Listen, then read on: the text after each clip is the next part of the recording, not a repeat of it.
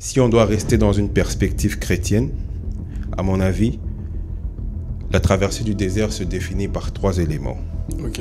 Premièrement, c'est une longue période de difficulté. Deuxièmement, c'est une école incontournable. Ok. Et pour finir, c'est un lieu dans lequel Dieu veut nous transformer.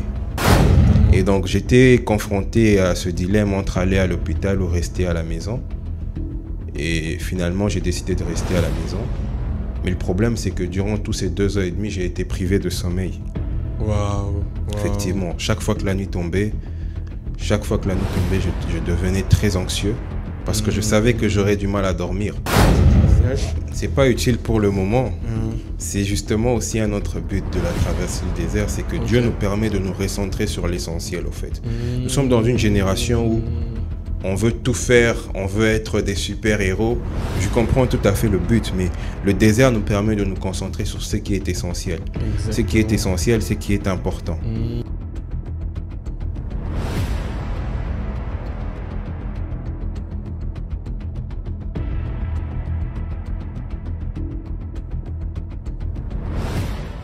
Salut à tous et bienvenue dans BeWise Podcast. Alors nous sommes très heureux encore aujourd'hui pour ce nouvel épisode de BeWise Podcast. Et aujourd'hui nous parlons d'un sujet que je pense très important et très intéressant. Nous parlons de traversée du désert. Traversée du désert, vous allez directement me poser la question, ce n'est pas supposé être un endroit géographique. On va traverser les déserts du Sahara ou quoi? Mais on va se rendre compte durant cet épisode que ce n'est pas que ça en fait. Ce n'est pas que ça signifie beaucoup plus que ça. Je donne un exemple comme ça rapidement. Lorsque tu passes par des moments très compliqués, que tu as l'impression que Dieu ne t'écoute pas, Dieu ne t'entend pas, surtout de traverser un désert sans les savoir. Et l'idée ici, c'est de comprendre c'est quoi un désert, c'est quoi traverser un désert. Par conséquent, l'idée, c'est aussi de comprendre pourquoi est-ce que Dieu permet à ses enfants de passer par les déserts. Tu vas te dire, mais je suis un enfant de Dieu, mais pourquoi est-ce que Dieu permet que tu puisses passer par là? Et aussi de savoir qu'est-ce qu'il fait en nous pendant ces moments-là. Donc, on va essayer de voir un peu tout ça. Et pour ça, je ne suis pas seul. Je suis avec mon frère Armand. Armand, bonjour. Bonjour Josaphat. Ça fait très plaisir de t'avoir. Nous sommes très contents en tout cas. Merci pour avoir répondu à notre invitation. Et nous sommes très honorés en tout cas. Est-ce que tout va bien? Ça va, je ne suis pas à plaindre. Ah, ça fait plaisir d'entendre ça en tout cas. Donc, dans la vie, tout va bien. Il n'y a pas de souci. Gloire à Dieu. Et j'aimerais bien que tu puisses te présenter rapidement en quelques mots pour des personnes qui ne te connaissent pas peut-être. Je pense que c'est important de commencer par là. Merci beaucoup. Merci de me recevoir surtout. Ok, ça fait Je plaisir. suis l'aîné d'une famille de 8. J'ai 5 frères et 2 petits frères. Non, j'ai 5 sœurs, 2 petits frères, pardon. Ok. Et je viens de graduer à l'université d'Ottawa. J'ai fait des études de gestion de projet et de philosophie. Ok. Et aujourd'hui, je pense que tu me reçois dans ma posture de penseur et de disciple du Christ. Totalement. Et je sais pourquoi est-ce que j'ai voulu que ça soit avec toi, parce que je pense vraiment que tu as ce qu'il faut pour cette émission. Je pense vraiment que tu as ce qu'il faut en fait, en termes de connaissances, en termes même du vécu aussi. Et la première question que j'ai pour toi directement, si on doit commencer, c'est traverser les déserts, ok. Mais c'est quoi les déserts justement? Comment est-ce que toi tu peux définir ça? Premièrement, il faudrait que je puisse clarifier une chose. C'est une expression qui vient de la Bible. Aujourd'hui, nous l'utilisons tous pour définir ou parler de certaines situations difficiles que nous traversons. Mais cette expression vient de la Bible. Le dictionnaire définit traverser du désert comme un épisode compliqué dans la vie d'un personnage connu. Si on voit les choses dans cette perspective, c'est très limité. Ça veut dire que par défaut, ceux qui ne sont pas connus sont destinés à avoir une belle vie sans tourments ou sans avoir de péripéties ou de difficultés. Cependant, si on doit rester dans une perspective chrétienne, à mon avis, la traversée du désert se définit par 3 éléments. Premièrement, c'est une longue période de difficulté. Deuxièmement, c'est une école incontournable. Et pour finir, c'est un lieu dans lequel Dieu veut nous transformer. Pour rajouter, si je dois définir de manière lexicale mot par mot, traverser un désert, c'est passer par, ou simplement un passage, c'est un lieu de transition. Et le désert, c'est un lieu aride de sécheresse, mais qui, paradoxalement, dans la perspective chrétienne, Dieu s'attend à ce que nous puissions croître spirituellement. Ok. J'aime bien ta définition parce que tu es vraiment allé en long et en large. On comprend exactement, on comprend déjà le terme, mais on comprend aussi ce que ça veut dire. Tu as même parlé de 3 points que je pense aussi très importants à noter pour ceux qui nous suivent en tout cas. Tu as parlé de lieu des transformations. Dieu s'attend à quelque chose. Du coup, la question que je vais te poser par rapport à ça, c'est que pourquoi Dieu permet à ce que ses enfants puissent passer par là? Parce que quand même, nous sommes des enfants de Dieu, on doit se les dire comme ça. Mais pourquoi est-ce qu'il permet à ce que nous puissions passer par ce désert? Je pense que Dieu veut qu'on puisse dépendre entièrement de lui. Et qu'on puisse arrêter de se reposer sur nos acquis. Et quand Dieu permet le désert, c'est pour que nous puissions apprendre à mettre toutes nos forces, tous nos espoirs sur lui. C'est vrai que c'est difficile. Ce n'est pas du tout... C'est totalement différent de ce à quoi on s'attend quand Dieu nous a fait des promesses, quand nous l'avons donné nos vies. On ne s'attend pas à ce que nous puissions vivre des moments difficiles comme tels. Exactement. Mais la traversée du désert, le pourquoi ultime, c'est premièrement que nous puissions nous reposer sur lui. C'est-à-dire dépendre entièrement de lui. Ensuite, le but du désert ou de la traversée du désert, c'est également d'être transformé. Et surtout d'être formé. Le Christ, avant de commencer son ministère, est passé par un désert. Exactement. Et Dieu, dans le moment de désert ou de la traversée, il s'attend aussi à ce que nous puissions être transformés, renouvelés.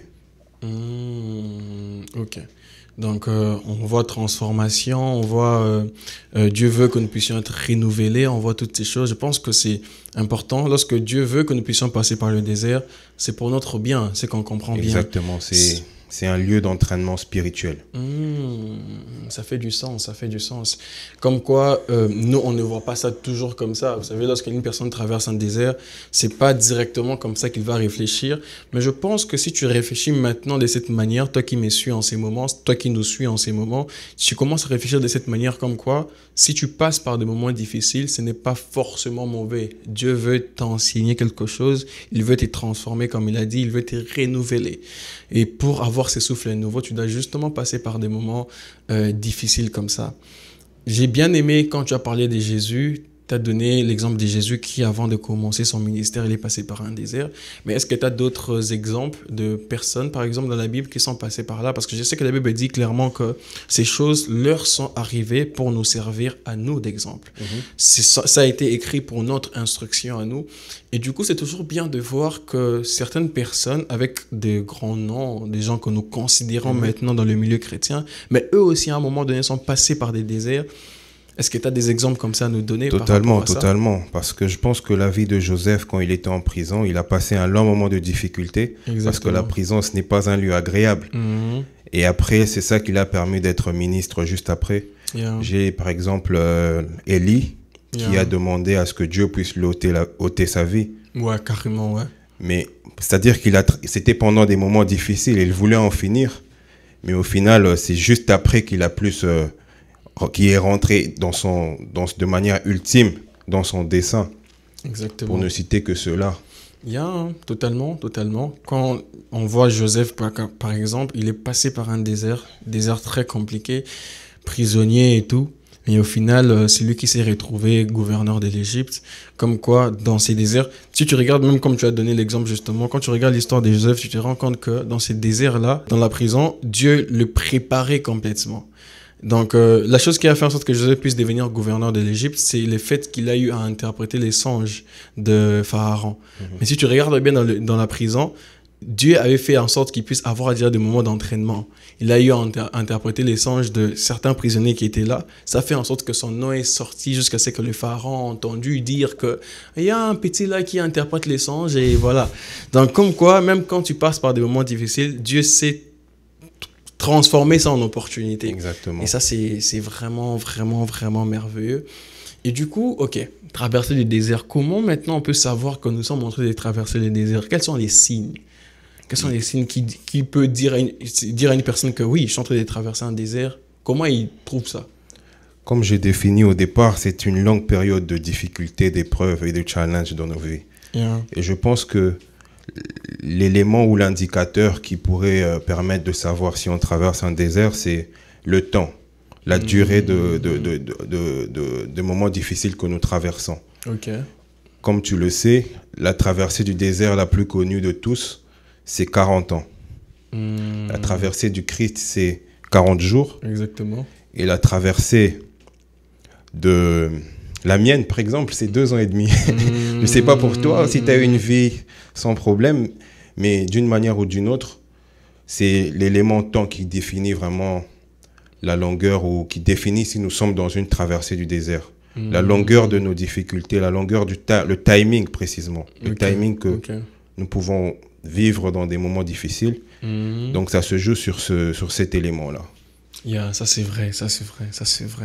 Et du coup, si je dois rebondir avec une autre question par rapport à ça, c'est que, ok, les timings, ça joue énormément, mais du coup, comment est-ce qu'on garde la foi malgré ça? Parce que tu as parlé de toi, par exemple, tu as dit que c'était 2 ans et demi. En 2 ans et demi, c'est pas toujours évident de conserver sa foi, de garder sa foi, de rester ferme avec ses convictions. Tu peux aller dans tout et n'importe quoi, tu peux te livrer dans tout et n'importe quoi. Du coup, comment on garde la foi? Ça tombe bien que tu me poses cette question parce que moi, je ne sais pas si je pourrais dire que j'ai perdu ma foi ou j'ai failli la perdre. Mais une chose est sûre, j'ai eu des conflits dans ma foi pendant mon désert. Ça, c'est sûr. Maintenant, comment aujourd'hui j'aborderai le sujet pour une personne qui traverse son désert, c'est que je dirais chercher premièrement le royaume des cieux et sa justice, et toute autre chose nous seront données en plus. Exactement. Donc rechercher continuellement la face de Dieu de manière concrète, au travers de la lecture de la parole, lire et essayer de trouver des personnages auxquels on peut se rattacher. Par exemple, si on voit la vie de Job, est-ce que ce que tu traverses est plus pire que ce que Job a traversé? C'est vraiment lire la parole de Dieu de manière concrète, la méditer et prier continuellement. Je sais que prier, c'est la partie la plus difficile quand on traverse un désert, mais je pense que le préalable, c'est vraiment de commencer par la lecture et la méditation. Ça c'est très bon, Et si je peux ajouter quelque chose dans ce que tu as dit, c'est que ce qu'on doit connaître, c'est que c'est une saison. Quand tu traverses un désert, c'est une saison. C'est pas définitif. C'est que c'est quelque chose qui, ça peut prendre du temps, mais ça passera. Ça passera. Le fait que tu sais dans ta tête, justement, que ça passera, tu peux facilement surmonter cela.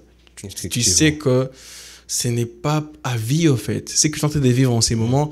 Oui, c'est vrai que maintenant, tu n'as pas de travail. C'est vrai que maintenant, tu es malade, par exemple. Tu souffres d'une maladie très, très compliquée. Mais c'est pour un temps. Ça va passer. Et lorsque tu te dis ça, tu te dis que voilà, tu peux facilement garder ta foi. Bien sûr, tu dois ajouter certaines choses par rapport à ça. C'est vrai que tu peux te dire que ça passera, mais tu dois méditer la parole parce que c'est ça qui te permettra justement de rester éveillé et aussi prier. Comme il a dit, tu dois prier. Tu peux pas rester comme ça sans prier. Ça marche pas parce que moins tu pries, de plus en plus tu t'éloignes justement de Dieu. Et c'est même ça que le diable veut lorsque tu passes par des moments comme ça. Ok. On comprend comment est-ce qu'on peut garder la foi, mais la question que je peux poser par rapport à ça après, parce que des fois on dit que lorsque tu sais le pourquoi, ça peut te permettre de mieux te préparer, de mieux en être conscient. La question que j'ai pour toi, c'est que est-ce qu'on entre dans un désert, on traverse un désert à cause de nos fautes? Ce sont des conséquences. Qu'est-ce qui se passe exactement? Pourquoi est-ce qu'on passe par là? C'est quoi le pourquoi? De la même manière que j'ai dit au départ que Dieu a un but, il veut qu'on dépende de lui, mais il y a un travail qui est en train de se faire dans ce désert-là. Le pourquoi on traverse ce désert, ce n'est pas à cause de nos fautes. Ce n'est pas une conséquence de nos actes. Mais il y a un point essentiel que je dois souligner, c'est Dieu affine le caractère. Dieu est en train de travailler dans ce moment-là, même si on pense qu'il n'est pas présent, qu'il n'agit pas dans nos vies, qu'il nous a abandonnés. Je sais qu'on est tous tentés en période de désert de se mettre dans cette position, mais Dieu continue d'agir. Et le pourquoi, c'est que Dieu travaille sur le caractère. Il travaille sur l'invisible, il travaille sur l'intérieur. Et c'est vraiment le plus important, en fait, que pourquoi Dieu nous fait traverser un désert. C'est la raison ultime même. Exactement, exactement. C'est totalement vrai. Dieu travaille les caractères. C'est justement avec ton caractère que tu vas résister ici sur Terre. Effectivement. Parce que lorsque nous venons sur Terre, comme j'aime toujours le dire, on vient, on trouve certaines choses et ça nous abîme. Si je dois dire ça en français vraiment assez bas, ça nous abîme en quelque sorte. Ça change la personne que nous sommes supposés être. Et lorsque Dieu vient dans ta vie, il doit rebâtir. Pour rebâtir, il doit d'abord briser certaines choses afin de mettre les fondements qu'il faut pour bâtir après. Donc c'est pour cela qu'il t'a fait passer par ces moments-là, parce qu'il veut travailler un caractère à toi. Il sait très bien des choses que tu as dans ton cœur, que ça passera pas lorsque tu seras élevé. Et si je pouvais me permettre, je dirais aussi que le Christ est un bon exemple. Pendant son désert, il a été tenté. Exactement. Mais il a résisté, il n'a pas cédé à la tentation. Et ça, c'est un exemple pour nous les chrétiens de caractère. C'est-à-dire que c'est sûr qu'il en avait peut-être envie, mais il a surmonté cela, il a pu s'en passer. Au travers de son caractère qui a été forgé. Il s'est dit, ça c'est mon avis en tout cas, j'ai pas quand même fait tout ce chemin pour tomber sur ça en fait. C'est ça. Je me rappelle d'une phrase, je pense même que c'est un acteur qui a dit ça. Il a dit que c'est dans tes moments de haut, dans tes moments de bas, que le diable justement vient te tenter. C'est là qu'il est vraiment devant ta porte. Denzel Washington justement. Donc c'est vraiment là qu'il est devant ta porte. Et justement quand tu traverses les déserts, c'est tes moments de bas en fait.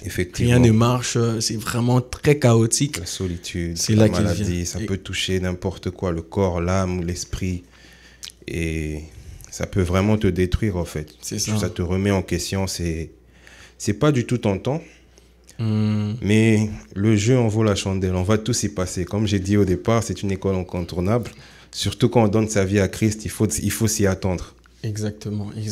Et du coup, comme tu as dit, ce n'est pour notre bien. S'il veut que nous puissions passer par là, c'est pour notre bien et nous devons rester fermes. Nous sommes vraiment appelés à rester fermes. Lorsque tu traverses les déserts, tu dois rester ferme. Comme Christ, comme tu as dit, il a été tenté pendant sa traversée du désert, mais il est resté ferme. Toi aussi qui me suis, apprends à rester ferme. C'est vrai que c'est en ces moments-là justement que tu auras plus de tentations. On va te proposer un peu de tout. Je me rappelle d'une histoire d'une fille qui avait des problèmes avec ses frais académiques et tout. Et du coup, elle cherchait un peu des solutions. Les parents ne peuvent pas et tout. Et elle est en train de traverser un moment difficile, on est clair. Et du coup, elle part un peu demander aux gens. Il y a des gars qui le proposent que voilà, je peux bien te donner, mais tu dois aussi me donner. Si on comprend ce que je veux dire. Tout à fait. Et là, maintenant, tu es face à un dilemme incroyable. Et je sais que beaucoup de personnes sont capables de tomber après ça. Ils vont se dire que voilà, c'est une fois, au moins, je vais résoudre ces problèmes qui me dérangent vraiment. Et c'est maintenant, à ces moments-là, que Dieu veut regarder si tu vas rester ferme à tes valeurs malgré tout ce qui se passe autour de toi. Waouh. Et du coup, parlons un peu de la prière. Tu as dit toi-même que c'est pas évident de prier pendant ces moments-là. C'est pas toujours évident quand tu traverses des moments difficiles que tu commences à prier comme tu priais d'habitude. C'est facile de prier lorsque tout va bien, lorsque tu as de l'énergie. Quel est le rôle de la prière pendant ces moments-là? La prière est impératif. C'est un mandat qu'il faut absolument respecter. Je sais qu'en temps de traversée du désert, on a le sentiment que Dieu ne nous entend pas. Mais Dieu nous entend justement. Il ne répond pas à nos prières à ce moment parce qu'il est en train de travailler en nous. Et le but de ce travail, c'est de nous pousser à bout, en fait, à bout de nos forces. Presque même de nous faire craquer. Et donc la prière, comme je disais, c'est un mandat, c'est un impératif. C'est également un exemple de foi. Dieu nous voit quand nous prions, il nous entend. Malgré le fait qu'il ne nous exauce pas ou on a le sentiment qu'il ne nous répond pas. Mais le simple fait de continuer à prier continuellement, prier sans cesse comme la Bible nous demande, c'est un exemple de foi et je pense que le ciel est totalement en joie. Totalement en joie quand ils sont en train de nous voir en train de continuer de prier, même si nous savons que Dieu n'est pas forcément là, mais que nous continuons sans relâche. Ah, ça c'est vrai. Parce que très souvent on lit la prière avec nos moments de haut. Lorsque tout va bien dans ta vie, c'est en ces moments-là que les gens ont la facilité de prier. Mais ça doit être dans tous les cas. Comme tu as dit toi-même que la Bible nous demande de prier sans cesse. C'est même un impératif carrément. Tu dois prier sans cesse. Ça signifie tout simplement que même quand ça marche, quand ça ne marche pas, tu dois continuer à prier. La prière ne doit pas s'arrêter par rapport à comment est-ce que tu ressens. Mais ça doit être surtout à tout moment. À tout moment, peu importe ce qui se passe dans ta vie, tu dois continuer à prier parce que c'est justement par la prière que tu pourras trouver certaines solutions par rapport à tout ça. C'est par la prière que tu auras les meilleures recommandations pour sortir de tout ça. Et je pourrais même ajouter en disant que prier pendant une traversée du désert, c'est refuser d'abandonner. Refuser d'abandonner, continuer de persévérer, peu importe ce que je traverse, je continue. La prière dans le désert permet de nous construire. Un désert sans prière pourrait nous détruire. C'est ce que nous voyons dans le monde. Les gens, quand ils traversent des déserts, qui finissent par... On passe d'un désert à une descente aux enfers. Exactement. Et c'est là qu'on se dit, mais ce monsieur, il avait tout. Qu'est-ce qui s'est passé? Ça veut dire que son désert l'a détruit, en fait. C'était une époque, une période ou une époque pour lui où il devait se rebâtir, se reconstruire. Mais malheureusement, il a cédé. Waouh, c'est ça. Et ça c'est vrai en tout cas. Et du coup, pour avancer, rebondir un peu par rapport à tout ce que nous sommes en train de parler, j'aimerais bien savoir quelles sont les leçons qu'on peut tirer de tout ça. C'est vrai que ça arrive, mais par exemple, personnellement, toi, quelles sont les leçons que tu as tirées et quelles sont les leçons d'une manière générale qu'on peut tirer par le fait de traverser un désert? Je pense que si une personne sait exactement qu'est-ce que d'autres personnes ont tiré comme leçon, ça leur permettra justement de mieux vivre peut-être leur traversée à eux. Je pense que j'en ai 3 ou 4. Ok. La première leçon, c'est que Dieu a développé un fruit de l'esprit en moi, c'est la patience. J'ai toujours dit tout haut que je suis un homme patient, mais c'était jusqu'à ce que je puisse traverser un désert que je me rends compte que finalement, non, je ne suis pas aussi patient que ça. Je ne suis pas aussi patient que ça. Ça, c'est vraiment la première leçon. La deuxième, c'est que Dieu fait chaque chose en son temps. Dieu fait chaque chose en son temps. Peu importe ce que vous traversez, à un moment ou à un autre, il y aura une fin. Comme j'ai dit, la traversée du désert, c'est un lieu de transition vers quelque part. Surtout qu'il faut noter cela. Parce que le peuple d'Israël, quand ils ont subi leur traversée du désert, c'était pour se retrouver dans la terre promise au final. Exactement. Et donc, ce qui m'emmène à la troisième, c'est que Dieu est fidèle en ses promesses. Dieu est fidèle en ses promesses. Il y a une promesse universelle qu'il nous a fait à tous, c'est qu'il ne nous abandonnera point. Et pour finir, je dirais que Dieu ne ment jamais. C'est paradoxal, hein, mais je dirais que Dieu ne ment jamais. C'est vraiment par là que je finirai. C'est ces 4 leçons que moi j'ai reçues de mon désert. Et je pense que les 3 premières que j'ai citées sont les plus universelles qui pourront édifier les gens qui vont nous regarder. Je comprends. J'aime bien quand tu as dit que tu pensais que tu étais patient, mais tu t'es rendu compte que ce n'était pas toujours ça. J'ai comme l'impression que lorsque tu traverses un désert, c'est comme si tu es face à un miroir. Tu te regardes toi-même, en fait. Le vrai toi, pas le toi que tu penses que tu es, mais le vrai toi, vraiment, tu te regardes toi-même. Parce que pour qu'il puisse travailler quelque chose en toi, il doit te faire comprendre que tu n'as pas ça. Tu n'as pas ça. Parce que très souvent, on se surestime un peu trop. Et c'est naturel, être humain comme ça. Et lorsque tu te surestimes de cette manière-là, c'est difficile pour Dieu de travailler sur certaines choses que toi, tu penses déjà que tu as. Tu te dis que voilà, moi, je suis patient, par exemple. Moi, je suis tempérant. Ok. Il doit te mettre dans des circonstances qui vont te permettre de voir que peut-être que c'était pas trop ça. C'est en ces moments-là maintenant qu'il peut commencer à travailler dessus, afin que tu puisses vraiment avoir la vraie patience, la vraie tempérance. Totalement d'accord en tout cas. Et du coup, pour avancer, quels sont les pièges à éviter durant ces moments? Tu as parlé d'une personne qui, par sa traversée des déserts, il s'est retrouvé dans une descente complètement aux enfers. Justement, quels sont des pièges à éviter pour pas mal traverser son désert? Il y a 3 pièges à éviter. Dans cet ordre, justement. Premièrement, c'est le doute. Comme nous sommes dans une perspective chrétienne ou dans une perspective universelle tout court, il faut éviter de se mettre dans une position de doute. Ok. Deuxièmement, c'est le découragement. Gardez la foi, peu importe ce que vous traversez. Et troisièmement, c'est le plus important à mon avis, c'est de tenter de trouver la solution en dehors de Dieu. C'est justement là que la descente aux enfers, vous ouvrez une porte à la descente aux enfers par vous-même quand vous tentez de trouver une solution en dehors de Dieu. Waouh, ça c'est très bon, ça c'est très bon, parce que quand je vois des gens qui se livrent à la drogue, par exemple, ce sont des gens qui ont voulu trouver des solutions en dehors de Dieu, alors que c'est uniquement en lui, justement, que tu peux trouver facilement des solutions. Totalement d'accord, totalement d'accord.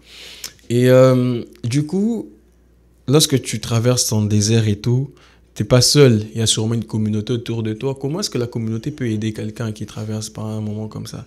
Le premier point, c'est de s'aider soi-même. Aide-toi et le ciel t'aidera. Qu'est-ce que je veux dire par là? C'est que pour qu'on sache que tu traverses des moments difficiles, tu sais, nous sommes dans une génération où fake it until you make it. Et tout le monde a l'air bien de l'extérieur. Tout le monde dégage une certaine allure. Mais sûrement, la majorité d'entre ceux qui dégagent la meilleure des allures, ce sont la majorité qui souffrent. Et donc, comment tu peux t'aider toi-même? C'est en trouvant des frères et sœurs dans la communauté qui ont sûrement traversé ces mêmes problèmes que toi ou qui ont su surmonter des difficultés. Et quel est ton rôle, premièrement? La Bible dit, car Dieu a tant aimé le monde qu'il a donné son Fils unique. Donc, il y a deux principes qui rentrent en compte ici. Il a premièrement aimé. C'est-à-dire que quand tu vas aller vers les gens de ta communauté, tu dois premièrement les aimer et eux également, ils doivent t'aimer. Donc, c'est un amour qui doit être réciproque. Attention, je ne parle pas de n'importe quel amour. Je parle de l'amour agapé. Et donc, cet amour doit être manifesté par les actes. Et donc, il y a le deuxième principe, c'est donner. Donner dans la Bible revient 2162 fois. Ok. Donc, donner, ça vient de l'hébreu yahab. C'est le verbe le plus conjugué de la Bible. Ok.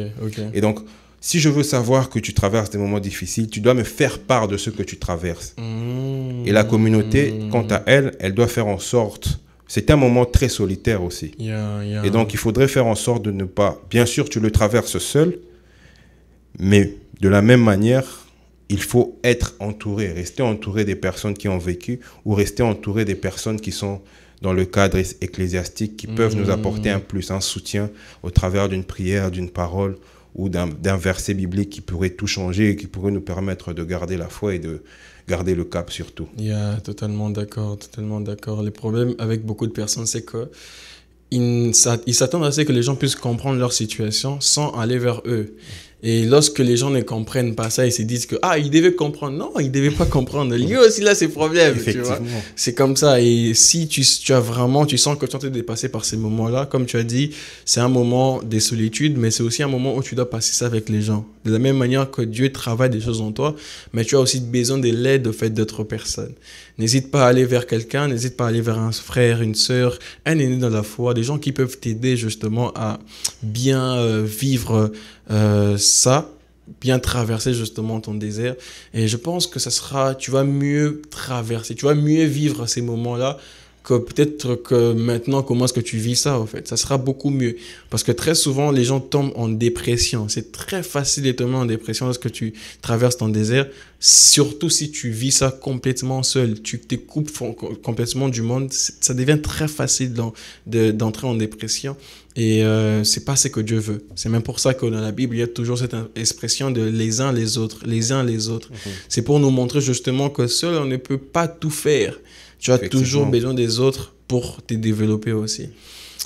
Ça, c'est vrai. Le Christ lui-même est un bon exemple. Il pouvait tout faire seul, mais il avait des disciples autour de lui pour l'accompagner. Totalement. Il pouvait tout faire seul. Il avait besoin forcément de personnes. Mais si il a voulu réunir des gens autour de nous, c'est aussi pour nous montrer un exemple. Le Christ, lorsqu'il est venu, c'était pour établir le modèle parfait d'un homme. Et lorsqu'il est venu, il nous a fait comprendre que on peut bien être le Christ, mais avoir besoin des gens autour de toi aussi. Et ça, c'est très important. Et du coup, on est déjà en train d'aller vers la fin et on est déjà énormément bénis par rapport à ça. Du coup, c'est quoi les fruits, en fait, d'une traversée réussie? que je me dis, ok, quand je regarde certains fruits en moi, je me dis, ok, j'ai bien traversé mon désert en fait. Premièrement, c'est les fruits de l'esprit. Je pense que de manière universelle, la traversée du désert reflète les fruits de l'esprit. Et le fruit le plus important que Dieu veut développer, c'est la patience. Ok. Et ensuite, le deuxième point, je pense, c'est à nous-mêmes de nous dire qu'est-ce que je suis devenu avant, qu'est-ce que j'étais avant, qu'est-ce que je suis et qu'est-ce que je deviens en fait. C'est-à-dire faire une sorte d'examen de conscience et voir où l'on va. Surtout savoir d'où l'on vient, d'où l'on va, où nous en sommes. Pour ma part, je pense qu'avant ma traversée du désert et après, je pense que je suis devenu plus mature en fait. Okay, j'ai ce sentiment, je n'affirme pas, mais les gens autour de moi me l'ont fait comprendre. Et donc c'est au travers de ma traversée du désert que j'ai développé cela. C'est pas que j'étais immature avant, mais c'est simplement que j'ai développé encore plus le sens de la maturité. Et donc, le désert peut nous permettre d'être des hommes de principe, des hommes de valeur et être fermes dans nos positions. Je te rejoins comme tu disais tout à l'heure. C'est vrai. Il y a totalement d'accord. Des hommes de valeur, des hommes qui sont fermes justement. Lorsqu'ils disent non, c'est non. Comme la Bible dit que ton oui reste oui, que ton non reste non. C'est totalement ça. Et j'aimerais bien attendre ton témoignage. Tu as dit toi-même que tu es passé par 2 ans de traversée de désert. 2 ans et demi. 2 ans et demi. Wow. Je pense que sûrement une personne qui vit un peu la même chose que toi, c'est toujours bien lorsque tu entends les témoignages d'une autre personne. Tu te dis, ah, lui aussi il a vécu ça. Ah, regarde comment il est maintenant. C'est comment aussi je peux m'en sortir. Effectivement. C'était comment? Comment ça s'était passé exactement? Bon, pour te la faire courte, tu veux l'histoire au complet. Yeah. Je vais essayer de la rendre concise. Essaye quand même de résumer, ouais. Premièrement, ce qui se passe, c'est que je viens en Occident. Je quitte ma famille. Je viens d'une famille, on n'est pas à plaindre, on n'est pas riche non plus. Mais quand je décide de vivre seul, je me rends compte que mentalement, je ne suis pas très stable. Okay. Mentalement, je ne suis pas très stable et on est dans un environnement très propice à la dépression. Et c'est là que je tombe en dépression en 2021. Okay. La dépression, normalement, elle a duré entre 5 ou 6 mois. Et autour de moi, mes amis m'ont fait comprendre que j'étais en train de perdre du poids. Bon, moi, j'ai toujours été un poids lourd depuis tout petit. Et c'est là que finalement, quand je me regarde dans la glace, je me rends compte qu'il y a quelque chose qui ne va pas. Mais le problème, c'est qu'en 2021, nous sommes en pleine période post-pandémique. Yeah. Si tu vas à l'hôpital, tu sais toi-même à quoi t'attendre. Tu vois? Totalement. Et donc, j'étais confronté à ce dilemme entre aller à l'hôpital ou rester à la maison. Et finalement, j'ai décidé de rester à la maison. Mais le problème, c'est que durant tous ces 2 ans et demi, j'ai été privé de sommeil. Wow. Effectivement, chaque fois que la nuit tombait, je devenais très anxieux parce que je savais que j'aurais du mal à dormir. Ça a eu un impact sur tout mon quotidien, sur ma santé, sur mes activités, sur mes études surtout. Mais au final, je me suis en sorti. Mais tout simplement pour te dire que après cette période 2021 vers la fin où j'arrive pas à dormir, je tombe malade en 2022. Non, j'étais déjà malade sans le savoir. J'étais déjà malade sans le savoir. Et c'est en 2022 que je fais des démarches pour aller voir un médecin, tout ça. Ça m'a pris plus de 8 semaines pour rencontrer un spécialiste. Mais c'est là que je me rends compte qu'il m'annonce que je suis malade. Mais moi, je ne sais pas, je ne ressens jamais que je suis malade à ce moment-là.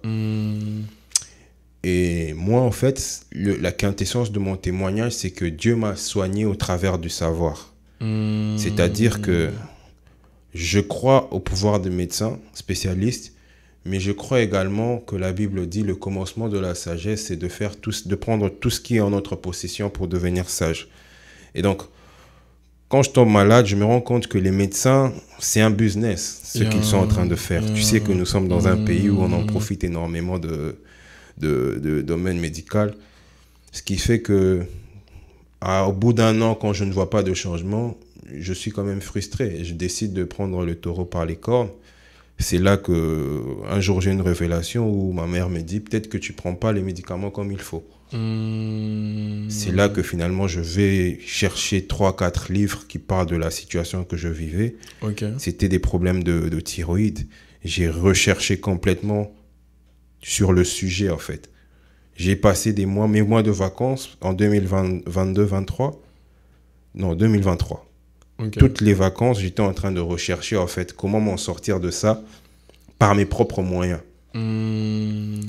J'ai fait mes recherches, j'ai fait mes expériences. Après, j'ai pas pris des médicaments bizarres. Hein. Je voulais vraiment le faire de manière naturelle.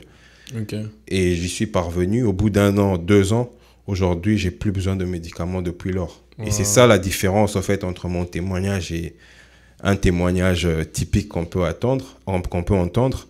C'est que moi, certes, c'était le savoir, mais je suis toujours convaincu que c'est Dieu qui a agi, en fait. C'est Dieu qui a donné cette révélation. Et c'est Dieu qui nous a donné une intelligence, en fait. C'est Dieu qui nous a donné le cerveau et nous devons l'exploiter. Nous devons exploiter les dons que nous avons de manière ultime, en fait. Rentrer dans notre onction ultime. Totalement d'accord avec toi. En tout cas, j'aime beaucoup les témoignages, j'aime beaucoup. Et j'aime bien ta conclusion aussi, parce que très souvent, on a l'impression que ton intelligence à toi, c'est à toi. Et Dieu, il est aussi de son côté, alors que ça va de pair. L'intelligence que tu as, c'est Dieu qui t'a donné. Ça vient pas du vide. C'est pas de toi-même que c'est venu. Dieu t'a donné là, cette capacité de comprendre certaines choses, cette capacité de... C'est Dieu qui te l'a donné. Tu es en train de juste tout simplement de développer cela. Et c'est bien justement d'utiliser les aptitudes que Dieu t'a données pour sortir de ces déserts. Je pense même que Dieu voulait que tu puisses passer par là pour te montrer justement que tu peux t'en sortir de certaines situations juste par toi-même, par tes recherches. Effectivement. Tu vois. Dans ce sens-là, il te montre une voie que peut-être que tu n'aurais pas vue si tu n'étais pas passé par ces déserts-là. Ouais, c'est un angle totalement mort, au fait, que de mon point de vue, je n'aurais jamais imaginé que j'en sortirais par ce chemin-là, en fait.